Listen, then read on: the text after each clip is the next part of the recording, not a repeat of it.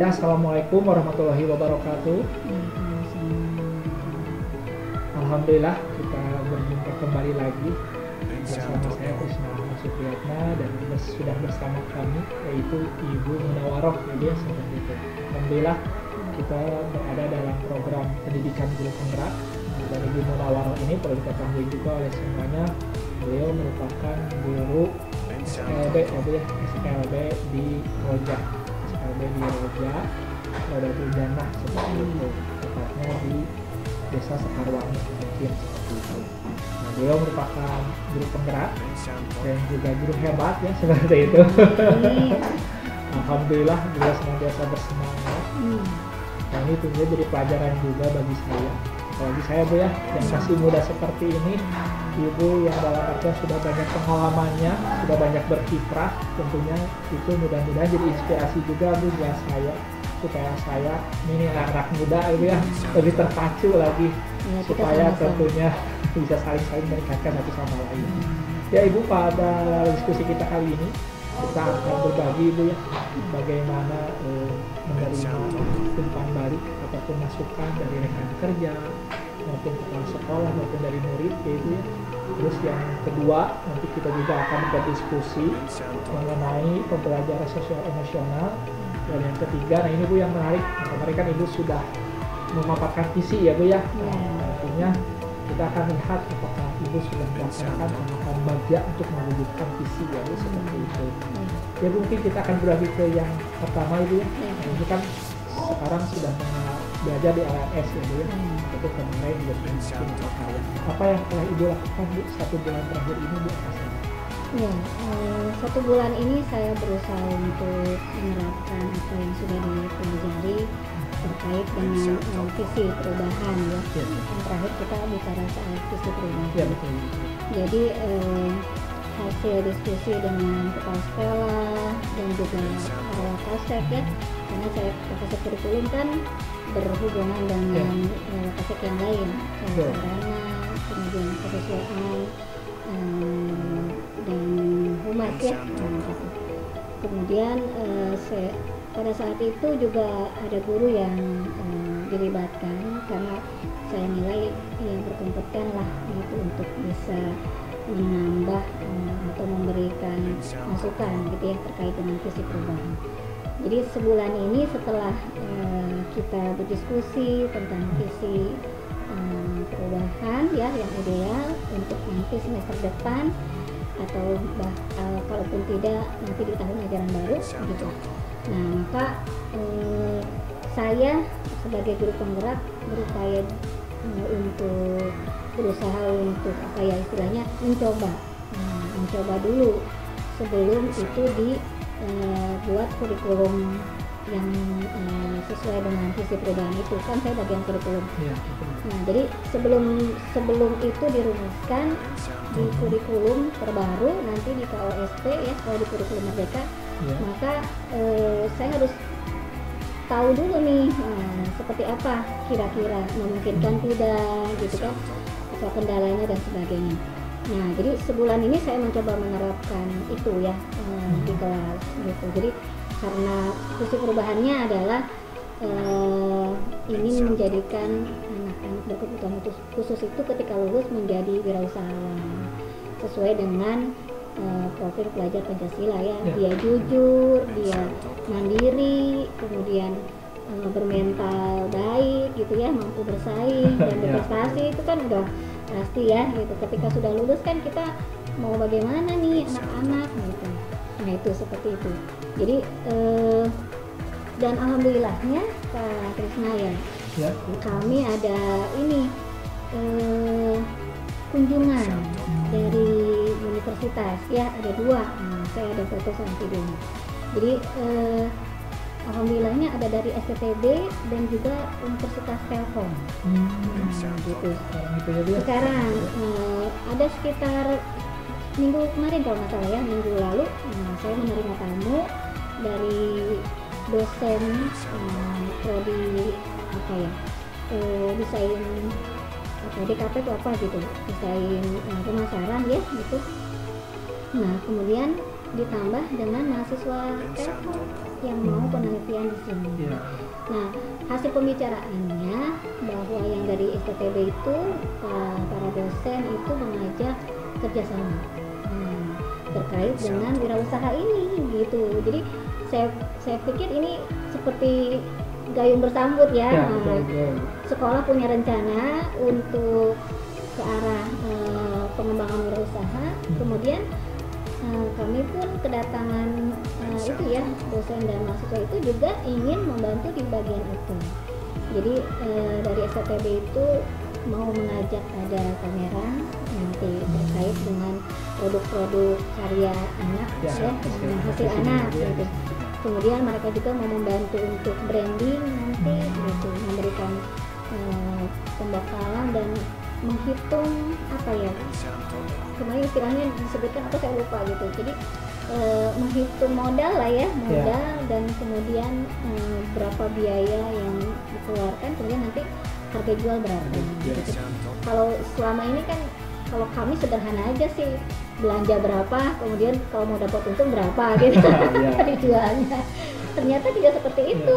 Kalau kita sudah bicara sama ahlinya ya gitu, yang memang teknik khusus ya Bu ya. Ternyata ada hitungan tenaga, waktu, Masya Allah sebegitu ya.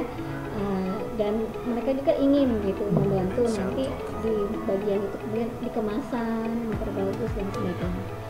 Dan mahasiswa juga berpikir untuk alat apa yang bisa dibuat ya, mahasiswa Telkom ini berpikir bagaimana nih alat apa yang bisa dibuat untuk memudahkan kerja anak-anak berkebutuhan khusus ini gitu. Jadi luar biasa sebulan ini apa ya istilahnya, saya seperti menemukan apa ya menemukan harta ya harta yang tidak ternilai gitu. Ketika kita ingin ada perubahan gitu, menyusun perubahan, kemudian ya ada jalan gitu untuk kemudian menjawab apa ya istilahnya kebingungan dari guru ya, karena kita juga kami tidak ahli ya di bagian wirausaha, karena kan basicnya ya sudah pasti guru gitu ya, guru untuk anak-anak berkebutuhan khusus gitu Pak Trisno. Terima kasih Bu, sangat baik sekali Bu ya. Ternyata Ibu dari kemarin kita sudah memaparkan visi ya Bu ya. Ternyata sudah ada tindak lanjut juga dari Ibu ya, untuk mewujudkannya dengan menjalin kerjasama juga Bu ya, dengan kolaborasi dengan pihak-pihak lain ya Bu. Mudah-mudahan rencana Ibu tentunya ya yang tadi mudah-mudahan bisa terlaksana ya Bu ya, dan dimudahkan dalam segala urusannya. Nah ini tentunya Bu menjadi hal yang sangat baik Bu.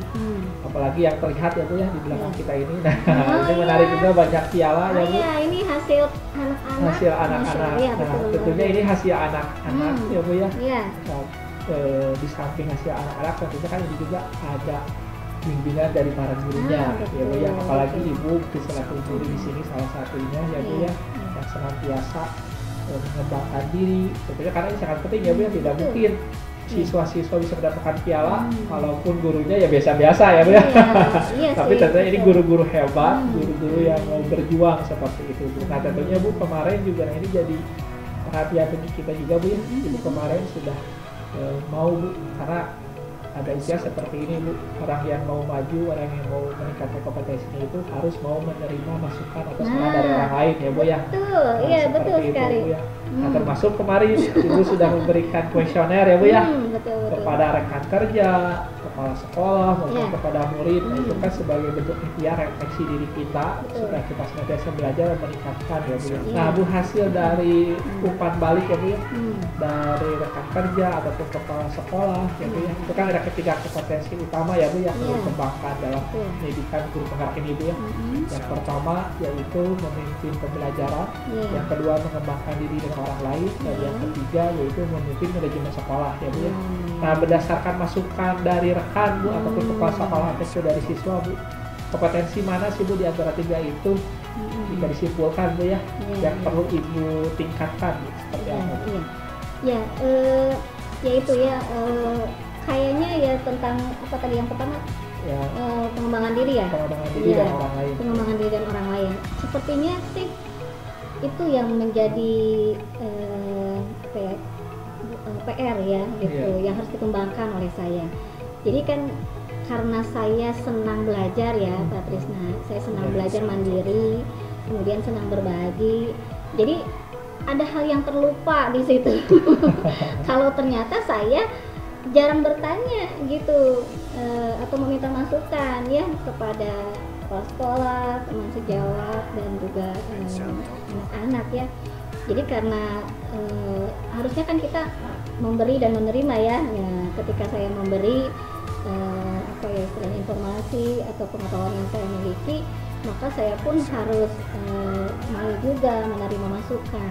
Nah, seperti itu. Jadi kalau dilihat dari kuesioner yang sudah diberikan kepada kepala sekolah, guru-guru dan anak-anak, ternyata ada satu poin yang menarik itu di situ ya. Ternyata saya nggak pernah minta mereka untuk melihat saya mengajar. Tidak pernah bertanya apa kekurangan saya gitu ya. Karena ya itu tadi Pak Trisna, saya terbiasa kasih aja, ini ada informasi ini nih gitu, saya sudah belajar ini, belajar itu gitu, tapi saya lupa di bagian itu saya tidak bertanya gitu ya. Itu yang menarik seperti itu. Jadi sepertinya saya harus mengembangkan diri ya gitu, harus meningkatkan lagi kemampuan mengembangkan diri dan orang lain di situ. Saya harus belajar mendengar gitu kan. Dari situ kan saya dapat feedback ya, kemudian bisa dievaluasi. Oh iya, ternyata saya juga banyak kekurangannya gitu Pak Tris. Gitu. Jadi harus belajar lebih banyak lagi gitu. Nah dari situ sepertinya ya menjadi satu pengingat lah buat saya. Gitu. Satu poin itu insya Allah. Ya itu ternyata memang ini juga jadi ikhtiar kita ya Bu ya. Apalagi diketahui juga bahwa kalau di Munawarah ini memang aktif ya Bu ya, KKG seperti itu aktif menjadi suka ya menjadi pemateri atau jadi fasilitator, apalagi ya jadi ketua. Tentunya ini menjadi sebuah kepercayaan dari yang lain ya Bu ya. Mudah-mudahan tentunya tadi ini sebagai bentuk wujud ya Bu ya bagi kita untuk senantiasa meningkatkan kualitas diri kita.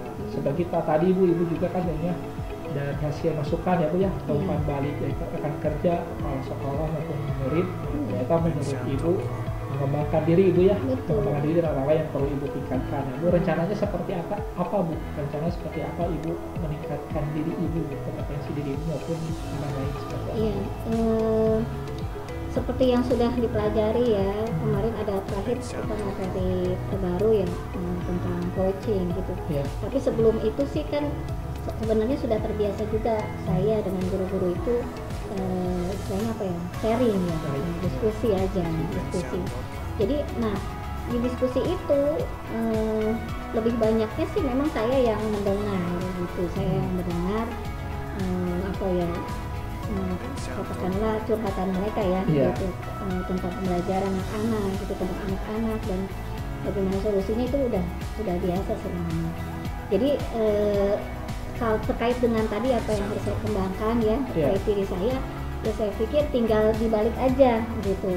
Kalau biasanya saya mendengarkan mereka, maka sesekali ketika dalam obrolan itu bisa saja saya meminta gitu ya, meminta masukan gitu dari kepala sekolah, dari guru-guru yang rekan sejawat.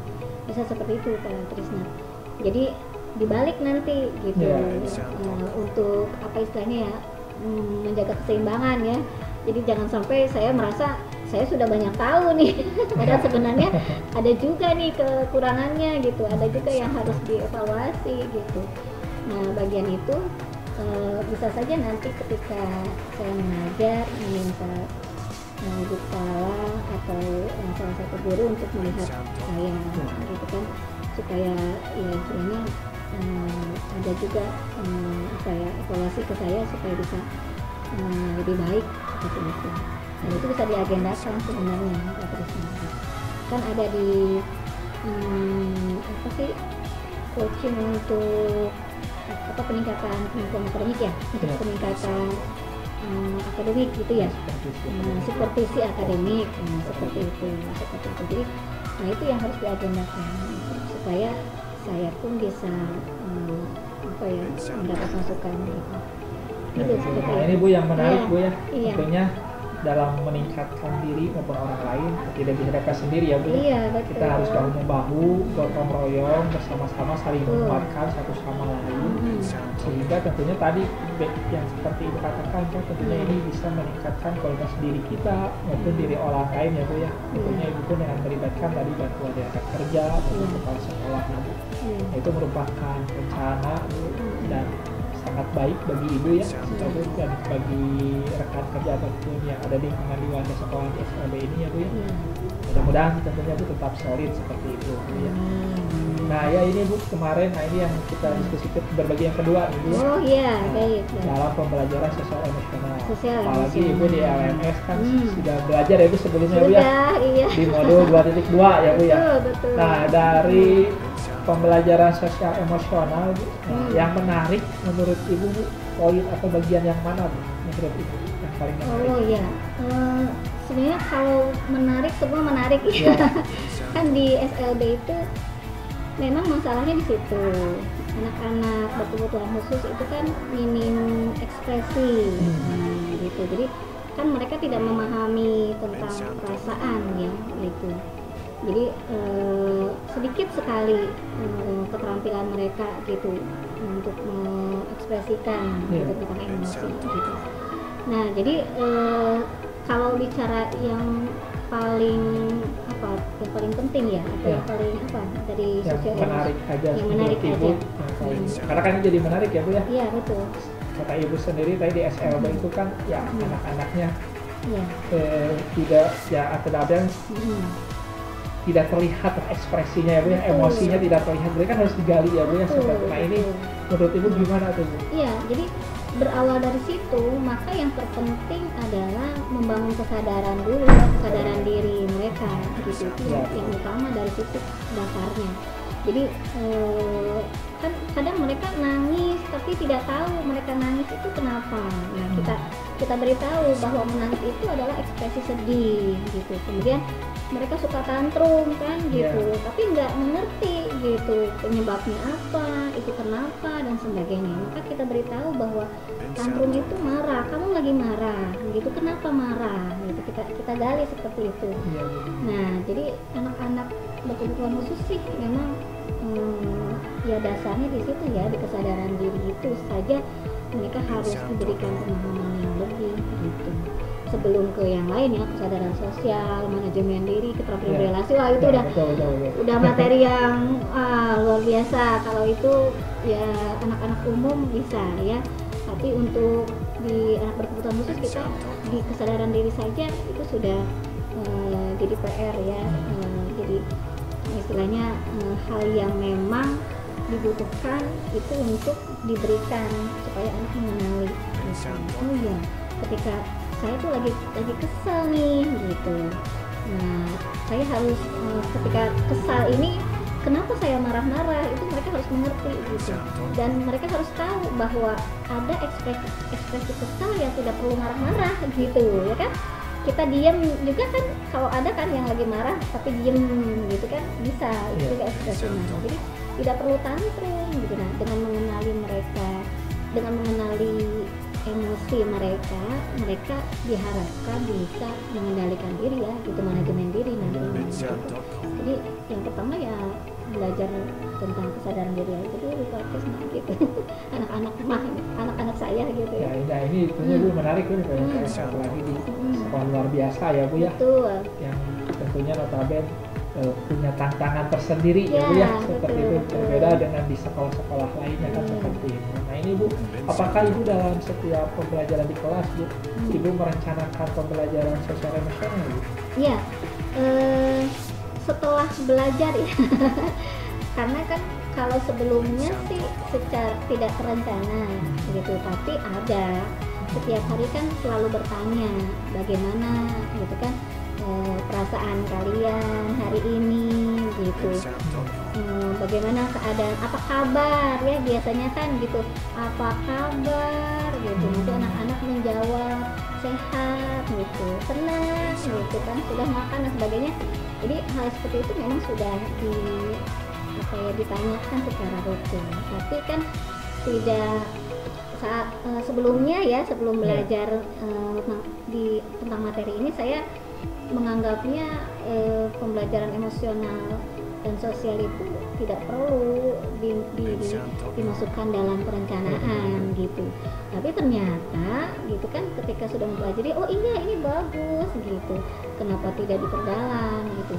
Maka ya saya mencoba untuk membuat RPP yang memang di situ di dalamnya ada pembelajaran emosional gitu, emosional dan sosial ya. Ya, seperti itu. Ini memang menarik ya Bu ya, tentunya. Karena memang ini juga Bu, kenapa dimasukkan dalam perencanaan? Tentunya supaya tentu tadi harapannya seperti Ibu, supaya anak itu kan bisa mengendalikan emosinya ya Bu. Betul. Kalau terkadang kan, kalaupun tidak direncanakan sebelumnya, ya dikhawatirkannya terlupakan ya Bu. Nah seperti itu. Nah, mudah-mudahan, karena ini kan jadi hal penting khususnya dalam pembelajaran bagi siswa, karena sosial emosional ini untuk mewujudkan siswa yang well-being gitu ya. Sehingga siswa ketika mereka belajar, mereka nyaman dan mereka pun bahagia. Betul. Nah ini Bu yang ingin saya gali Bu, yang menarik tadi, karena Ibu juga sudah menerapkan juga ya Bu ya. Mungkin Bu bisa diceritakan Bu sedikit bagaimana Ibu menerapkan kepada sosial emosional Bu. Kalau boleh ada kasusnya mungkin boleh diceritakan seperti apa. Saya merencanakan waktu itu ya di pelajaran matematika ya. Kebetulan tentang ukuran berat ya, ukuran berat di situ. Jadi di pelajaran matematika itu ya, kalau anak-anak betul-betul khusus kan kita coba tematik ya gitu, kita coba sambungkan gitu. Maka di antara materi matematika itu, kebetulan tentang ukuran berat ya gitu. Maka pembelajaran emosionalnya itu lebih kepada tadi kesadaran diri gitu. Yang pertama menyadari gitu, apa yang dirasakan anak-anak pada hari itu gitu. Kemudian kalau ada yang merasa dia sedang sedih atau kurang mood, seberapa berat, nah gitu. Itu nyambung ya matematika. Nah seberapa berat mereka merasakan gitu, kesedihan itu atau kemarahan itu atau apa ya istilahnya lah, beban itu. Jadi kayak lagu ya gitu, seperti itu. Jadi itu tujuannya untuk ya tadi belajar mengenali diri, kemudian belajar empati gitu kan. Dengan kita bertanya satu-satu anak-anak jadi tahu, oh temannya lagi sedih, oh yang ini lagi ada masalah, oh yang ini dan sebagainya. Sehingga dengan begitu kan muncul rasa empati gitu ya, kesadaran sosial ya, seperti itu. Jadi di pelajaran matematika seperti itu Pak Trisna gitu. Jadi karena nyambung kan, nah nanti setelah itu baru kita belajar alat ukur berat ya, yang sesungguhnya. Sederhananya gitulah. Seperti itu ceritanya. Nah ini menarik ya, karena ternyata jika kita bicara matematika ya Bu, misalkan berbicara masalah angka seperti itu ya. Ternyata Ibu benar-benar guru kreatif gitu ya. Ternyata bagaimana dari berat tersebut ternyata bisa ya Bu ya dikemas dalam sebuah tema yang mana tadinya tentunya memunculkan emosi juga seperti itu ya Bu ya. Nah itu juga hal baik Ibu yang memang telah Ibu miliki juga Bu ya. Mudah-mudahan senantiasa Ibu terapkan dan Ibu konsisten dalam melaksanakannya. Dan Ibu harapannya seperti apa Bu kepada anak-anak Ibu ketika Ibu melaksanakan pembelajaran sosial emosional Bu? Ya itu tadi ya, anak-anak bisa menjadi peduli ya dengan dirinya sendiri dan juga orang lain, dan yang terpenting mereka menjadi bahagia ya. Seperti itu gitu, mereka menjadi bahagia ketika sudah nanti bisa mengelola emosi dengan baik ya. Ketika mereka bisa berelasi, maka akan tercipta tadi ya well-being gitu. Seperti itu. Jadi harus ada kesadaran penuh dulu di mereka ya, mindfulness itu. Seperti itu. Ya, mudah-mudahan Ibu ya, harapan Ibu dengan seperti itu, dengan kita melaksanakan pembelajaran secara emosional, mudah-mudahan tadi Ibu ya, siswa bisa sadar dengan dirinya dan bisa mewujudkan kebahagiaan bagi siswa itu ya dalam belajar seperti itu. Ya Ibu, nah ini sebenarnya menarik Ibu, ini kan karena dalam proses pembelajaran menerapkan ini bagian juga dari visi ya Bu ya, sekolah ini juga. Nah tentunya Ibu dalam melaksanakan visi, digunakanlah metode ya Bu ya, yang kita pelajari iya. di program guru penggerak itu ada metode Bagja ya Bu ya, tahapan Bagja yang ini merupakan akronim ya Bu ya, Oh, iya. memiliki 5 langkah. B-nya itu buat pertanyaan, Iya. A-nya itu ambil pelajaran, G-nya itu gali mimpi, D-nya itu jabarkan rencana, dan K-nya itu atur eksekusi. Nah, apakah Ibu Bu sudah menerapkan hal itu Bu dalam proses prakarsa perubahan? Iya, kan karena ini baru ya kemarin kita berdiskusi tentang visi perubahan, Iya. gitu. Maka sudah pasti tahapan bagiannya juga kita rumuskan terkait dengan apa yang sudah kita sepakati. Jadi selain visi perubahannya itu kan mewujudkan peserta didik menjadi wirausahawan yang memiliki profil pelajar Pancasila. Karena ini SMALB ya. Jadi targetnya itu 3 tahun ke depan di 2025. Kalau sekarang mereka 10 berarti lulus kan 2025. Nah, maka sudah pasti ada tahapan dari pengembangan visi perubahan yang sudah dirumuskan itu. Itu yang pertama ya. Pertanyaan mendasarnya sih sebenarnya gitu kan, ini lulusan dari SLB mau bagaimana gitu, mau jadi apa gitu kan, itu yang menjadi pertanyaan penting yang harus dijawab gitu. Mau kemana gitu kan, melanjutkan sekolah di mana, dan kalau mau bekerja apa gitu kan, itu masih menjadi PR Pak Trisna gitu untuk kami, karena ya belajar dari sebelumnya gitu kan, dari ambil pelajaran ya. Nah, tadi kita buat pertanyaan mendasar tuh. Nah, kemudian kita ambil pelajaran dari yang sebelumnya bahwa lulusan SLB ya, terutama di Wiroja lah ya, masih sedikit sekali yang memang terserap dalam dunia kerja gitu. Nah, itu seperti itu. Enggak, silakan. Maaf Ibu ya. Silakan Bu, lanjut. Oh iya, lanjut. Enggak apa-apa. Baik, jadi kita masih melihat ada lulusan dari sekolah kami lah ya, tidak usah bicara yang lain, itu masih berada di rumah. Ketika mereka lulus kan untuk masuk ke perguruan tinggi kecil kemungkinan, kecuali mereka yang memang tunanetra masih mampu ya, secara akademik mereka mampu, ada tunanetra, tunarungu, tapi kan juga harus istilahnya dengan bantuan ya gitu. Jadi tetap saja gitu, itu menjadi kecil peluang mereka untuk bisa meneruskan ke bangku kuliah.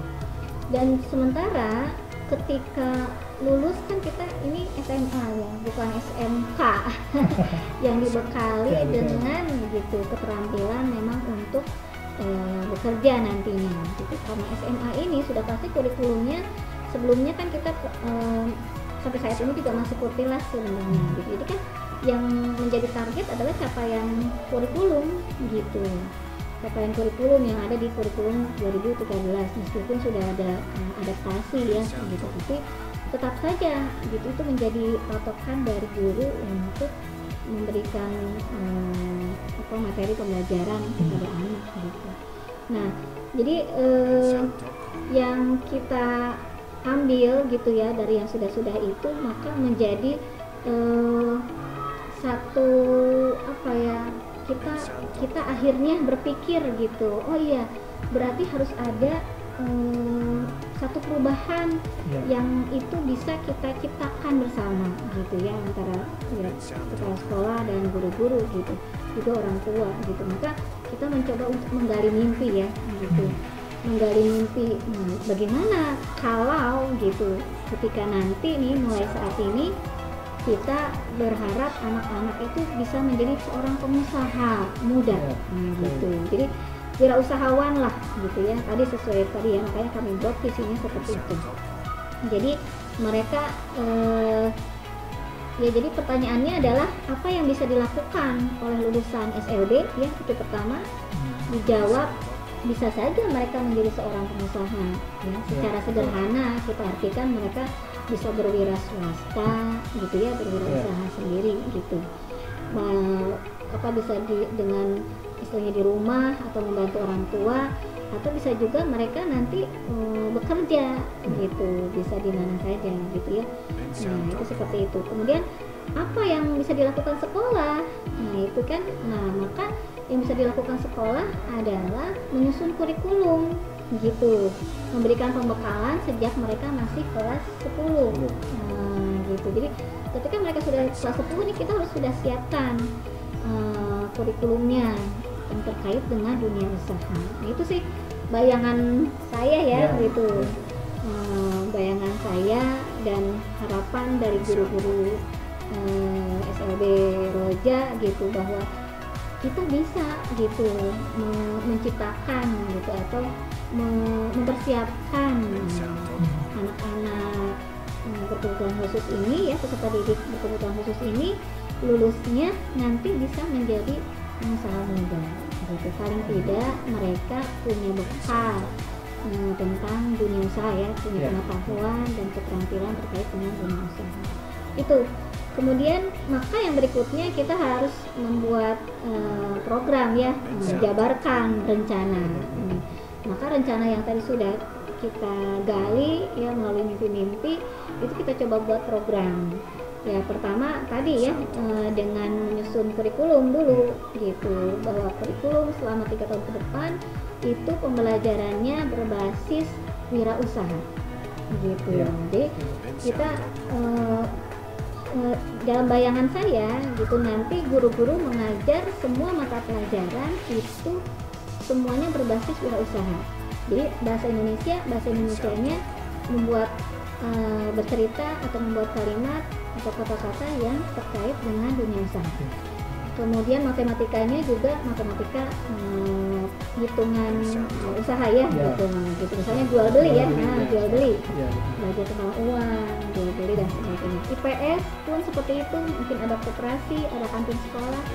Di IPA itu juga bisa kita bagaimana melihat komposisi, gitu, komposisi dari makanan. Itu kan ada ya. Nah, tepung terigu itu kan tepung terigu, akhirnya kan tepung terigu dari mana? Dari tumbuh-tumbuhan gitu kan. Itu termasuk apa? Sumber daya alam yang bisa diperbarui. Banyak sekali gitu, bisa dikembangkan. Itu yang ada dalam pikiran saya gitu. Jadi kita akan membuat program ya tentang itu tadi untuk mewujudkan anak menjadi wirausahawan. Nah, terakhir itu atur eksekusi. Maka kita harus membagi tugas di sini gitu. Kapan ada program jangka pendek, ada program jangka panjang. 1 tahun apa targetnya, 2 tahun, 3 tahun kita harus sudah buat itu. Dan harus sudah ditentukan penanggung jawab dari masing-masing program itu. Kalau kepala sekolah sudah pasti dia bertanggung jawab terhadap keseluruhan ya gitu. Dan saya sebagai Wakasek kurikulum sudah pasti mengatur gitu bagaimana jalannya pembelajaran di kelas, membuat rancangannya gitu ya, desain kurikulumnya, kemudian bagaimana guru-guru harus mengajarkan itu tentang dunia usaha itu kepada siswa ya, gitu, kepada siswa melalui mungkin pembekalannya bisa melalui IHT, diskusi atau rapat bulanan gitu, bisa begitu.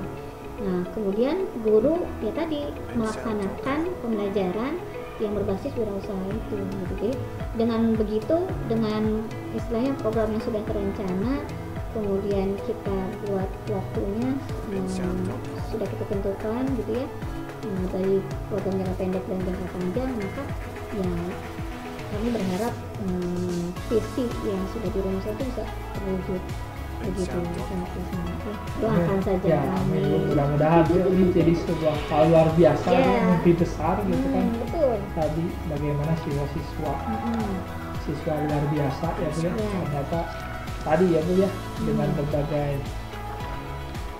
berbagai artian hambatannya gitu. Mereka tapi bagaimana bisa berusaha dan mereka menjadi siswa-siswa yang luar biasa. Kita upayakan.